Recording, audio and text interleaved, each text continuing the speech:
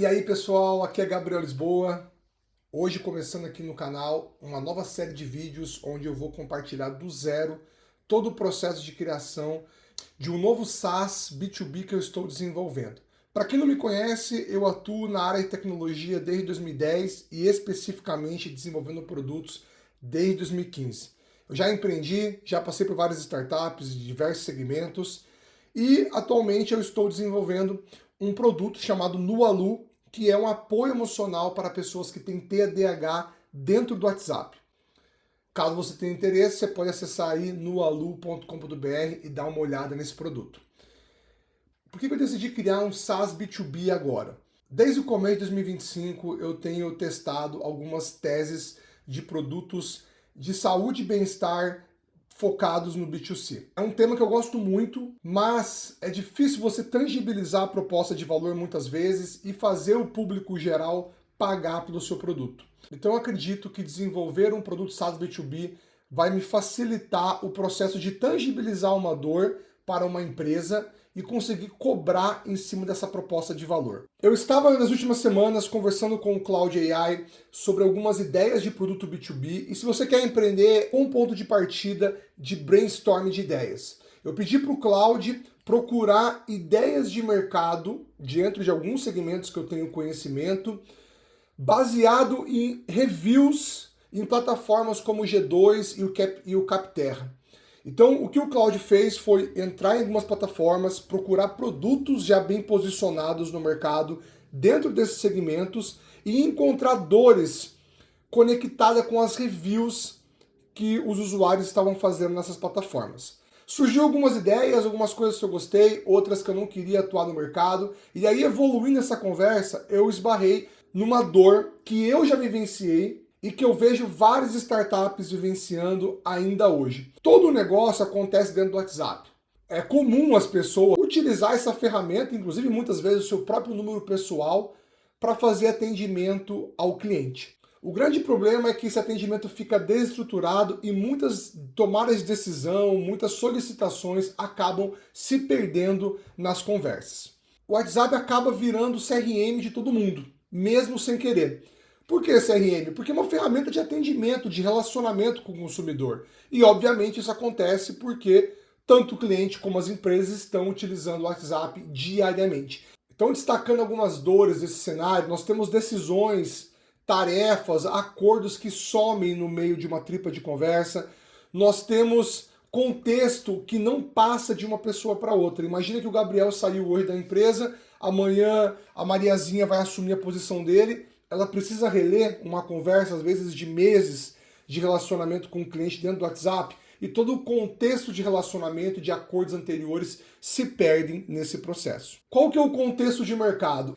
O WhatsApp é o aplicativo mais utilizado no país. A plataforma tinha 147 milhões de usuários ativos no Brasil. É gente pra caramba pensando aí no tamanho da população.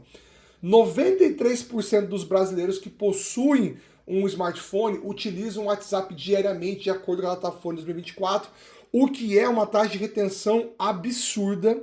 79% das pequenas e médias empresas no Brasil utilizam o WhatsApp como principal ferramenta de canal de atendimento. Não à toa que a gente tem visto nos últimos anos, ainda mais com a IA, muitos produtos no Brasil surgindo dentro do WhatsApp. A gente tem, por exemplo, vamos sair um pouco do contexto B2B, vamos falar de B2C, nós temos a Magi, acredito que assim pronuncia, ou a Med talvez, que é um banco que nasceu dentro do WhatsApp. Aí a grande questão é, nenhuma dessas empresas tem um sistema que ajuda a lembrar o que foi combinado dentro do WhatsApp.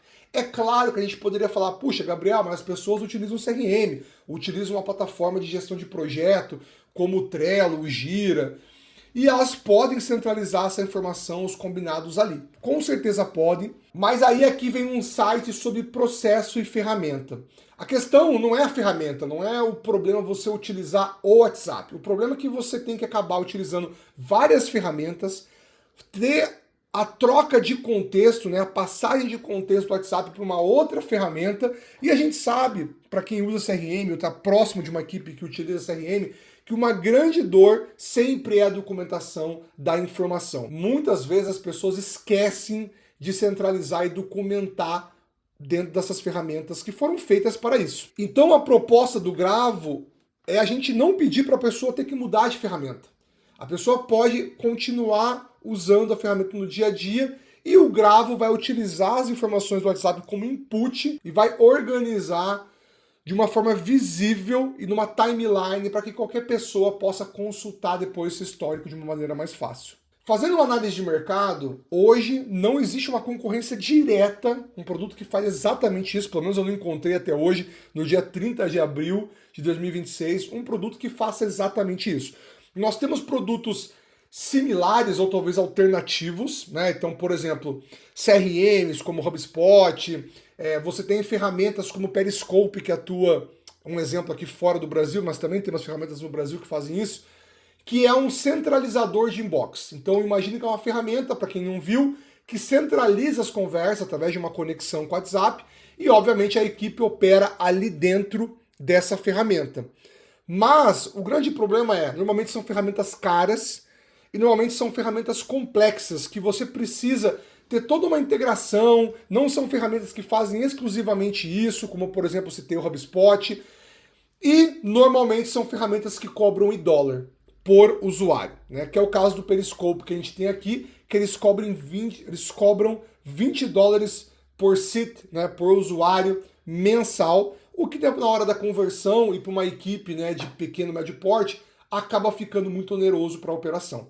Então, qual que é a ideia de escopo do produto da Gravo? A ideia é que a empresa, o usuário, conecte o seu número de WhatsApp na ferramenta, escolha quais conversas ele quer monitorar, conversas ou grupos, porque obviamente muitas pessoas utilizam o número pessoal, você não vai querer às vezes uma conversa com um amigo, de um grupo de churrasco, sendo registrado ali na ferramenta. E a IA organiza de maneira estruturada e sozinha para você consultar e tomar as ações em cima das informações. Para quem que é esse produto? Eu identifiquei 3 personas, tá?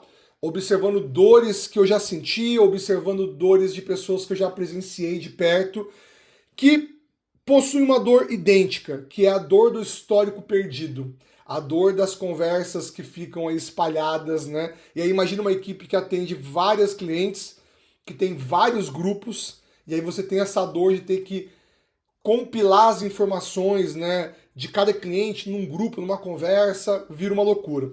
Nós temos aqui 3 depoimentos. Isso é uma técnica que eu gosto de utilizar, um exercício de criar um depoimento mais aos olhos do usuário para me ajudar a tangibilizar e a fixar melhor a dor que ele sente na pele. Então aqui nós temos a Beatriz, que é uma empreendedora solo, uma pessoa que tem uma agência, né, de social media, que tem a dor recorrente de todo mês, clientes ali que falam que não aprovou a arte, ou que fala que aprovou, ou que pede uma coisa e acaba se perdendo no histórico do WhatsApp. Nós temos o Rafael, que é de um time de CS, de um SaaS B2B, que também, né, tem ali a dor do contexto, que foi o que eu falei antes, né? Sai uma pessoa da equipe, ele leva todo o contexto, inclusive muitas vezes contexto que estava no seu WhatsApp pessoal, isso é muito comum em startups de pequeno porte, e você acaba não tendo visibilidade do que aconteceu, você acaba não tendo histórico do que foi conversado e combinado anteriormente, fica refém do que o cliente vai te dizer e te pedir novamente. E nós temos o Lucas, que é um dev freelancer, que muitas vezes ele perdeu o prazo ali porque ele ficou com uma tarefa enterrada numa tripa de conversa do WhatsApp o dia todo, às vezes ele está fazendo mais de um projeto ao mesmo tempo, acaba perdendo o contexto. Então são dores de perfis diferentes, de segmentos diferentes, mas que a dor se repete.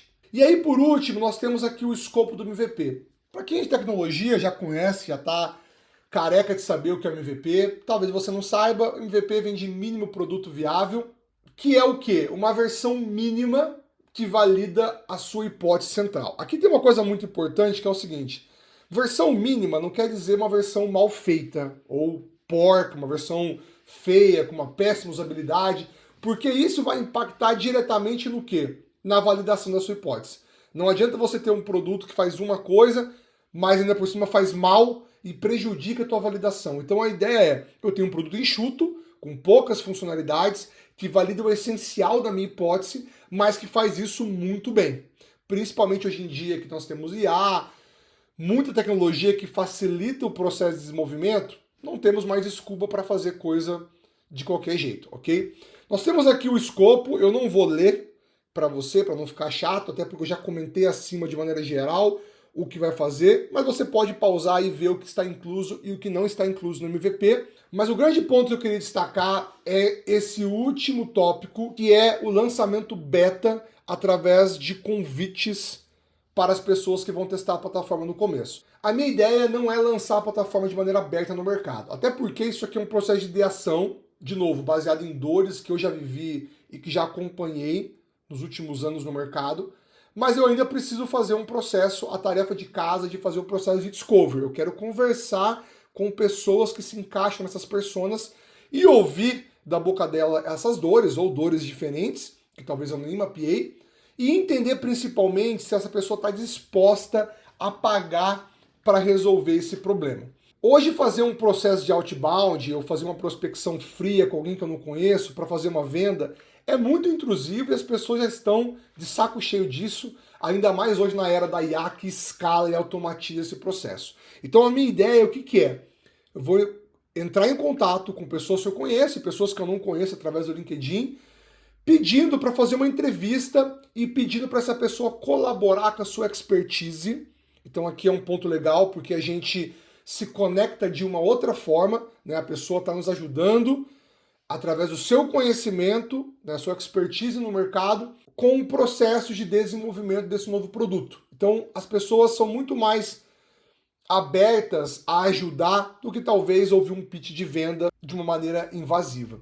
A pessoa topando a conversar comigo, eu entendendo que ela tem as dores e que ela se encaixa na persona que eu quero atender, no final da entrevista eu compartilho com ela um link com um código único para ela se cadastrar e testar o produto. Bom, se você gostou da ideia, se você gostou de acompanhar essa jornada e você não é inscrito no canal, se inscreve aí.